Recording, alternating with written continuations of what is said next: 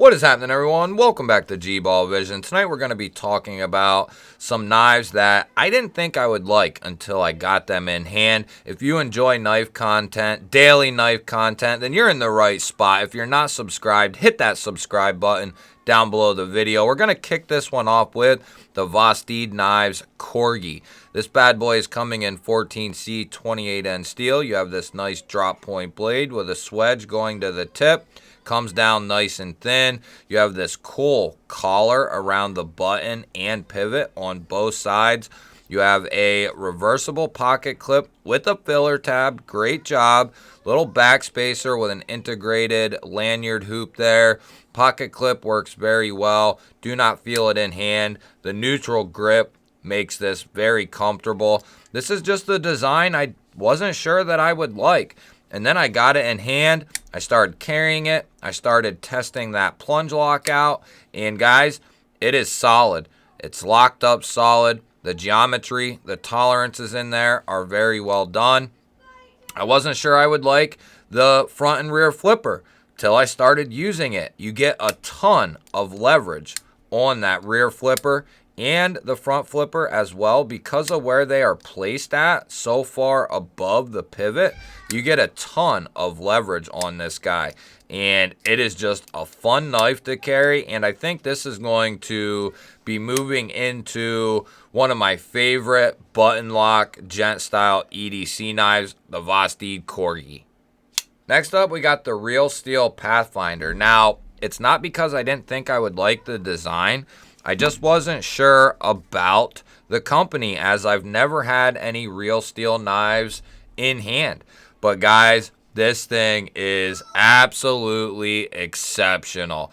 It is an absolute tank in the hand. So comfortable. 14C on the steel. Tumbled finish. Drop point blade. Dual thumb studs for deployment. You have a double row of jimping. So if you're back here in the choke back, if you want to choke up, you have some actual usable jimping up here at the front. Great move on their part. The tolerances and the build within the crossbar lock are solid as hell. You have a full length G10 backspacer, which is what your handle material is. Very well finished. You have a deep carry clip that has been recessed behind the scale, and you're also going to be able to carry this lefty. Deep carry, ultra deep carry, I might add. And this thing comes in at a great price tag as well. Truly surprising how well done this knife is and how much I really like this knife. They also have just come out with a Scandi ground version as well, I believe. I believe it's fairly new. But this thing has just been truly surprising how much I really like it. There's plenty of handle there to get a nice, comfortable grip. You can move all up and down this handle with no hot spots. That full-length backspacer just really adds a nice touch. Crossbar lock, like I said, guys, the tolerances are phenomenal. It came nice and tight and strong, and that's what you want. You want the lock to be strong, tight, and that way it needs its break-in period. You know all the tolerances are properly done, and with this one, guys, it is solid as a rock. It's an absolute beast. I have really fallen in love with this knife and what Real Steel is doing. Next up, we're going to a little bit more of the budget realm. This is the Kaiser Seahorse, and it's coming in 9CR, 18 MOV, I believe. And I got this one, and I wasn't real sure about it.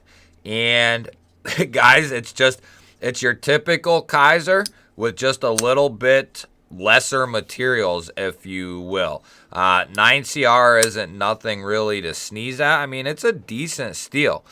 And they put a nice satin finish on this thing. A very beautiful sheep's foot blade. I love this blade shape. The thumb studs are very well placed. You can get a ton of leverage on them.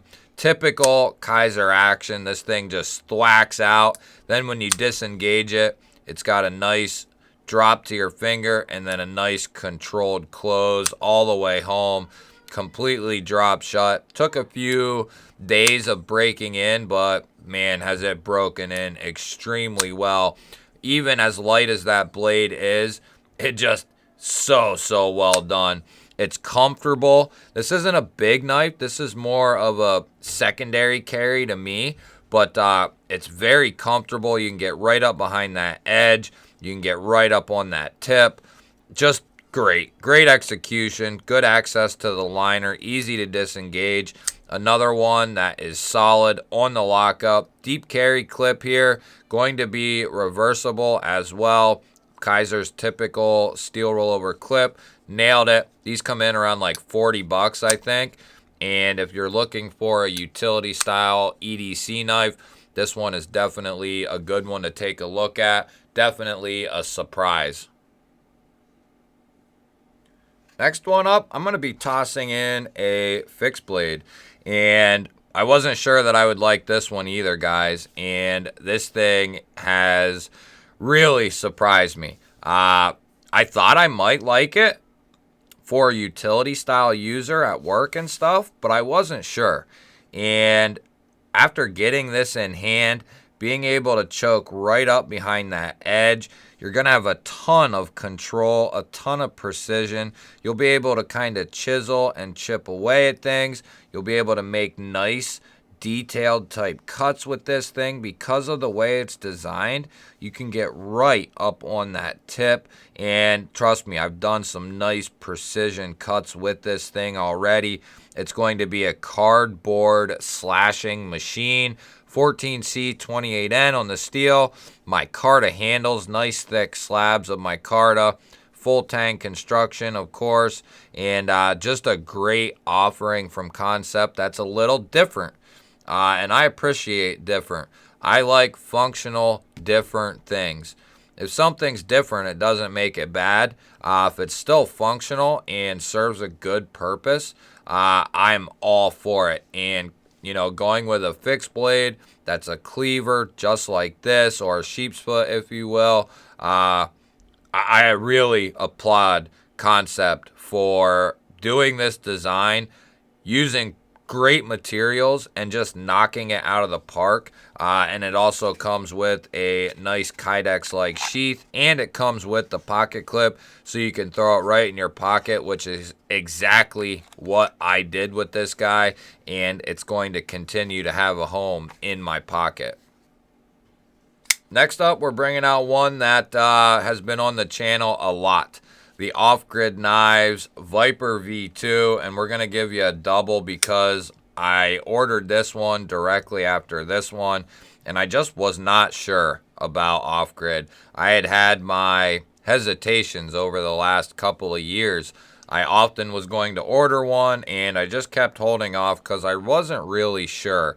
And it wasn't until I got the Viper V2 that I realized what I had been missing and how great the build quality is of Off-Grid's knives. They use 154. They do D2 with a cryo treatment.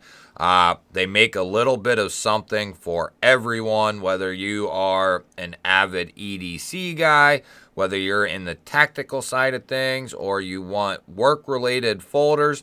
They got bushcraft fixed blades, tactical fixed blades, all kinds of stuff, guys, and they execute them very well. Very good production quality, typically made in Taiwan, or as recently I've heard they also have some designs being made by Best Tech. And I wasn't sure about flipper only, but when they are done to this extent, guys, this well, I love it. Just beautiful stuff, guys. Both 154, both texture G10.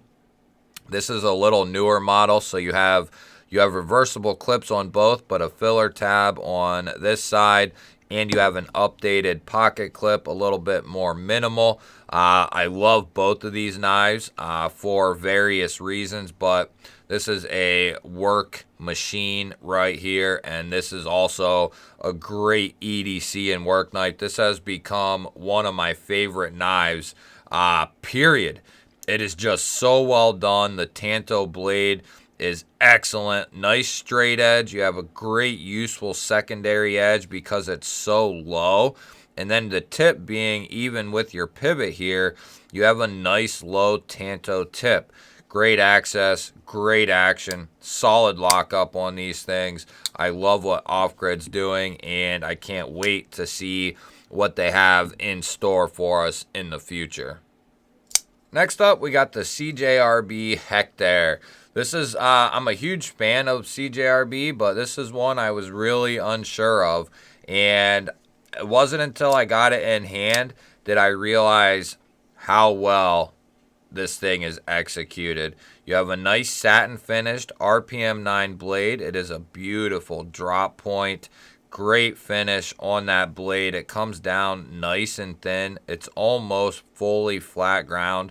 You have a little bit of a flat right here. Some usable jimping up here on the spine. I've seen a lot of people ask, about the access to the hole. No, it's not like a Spyderco where you can put your whole thumb in, but there's plenty of room here where, and a lot of people just use the edge of the blade anyway, and I don't know if that's what they were going for, but I have no problems thumb flicking this guy out or reverse flicking it because you can get right on this ridge here, and it's easy. The video might make it look like, there's not a ton of room, and there really isn't a ton of room, but there's plenty of room here to just access that hole, no problem, either which way, and you can get your fingertip kind of in there and thumb flick it out, reverse flick it out. The crossbar lock is extremely well done. Nice tight tolerances. They put a little bulge there on each side, and it's just easy to grab a hold of. G10 handles, deep carry clip here, a nice minimal slim pocket clip. It will be reversible for our lefty brothers out there. Let me know what some knives are that you weren't sure that you would like, that you ordered anyway and ended up falling in love with. I really want to hear from you guys, what you have to say. Let me know what you think of this list as well. Don't forget to hit the thumbs up button. And if you're new to the channel or you've been here before and you're still not subscribed, hit that subscribe button down below the video. I would love to have you here. Otherwise, guys, I'll throw up a couple new videos here, and here. And go watch one of those, and then I will catch you on the next one.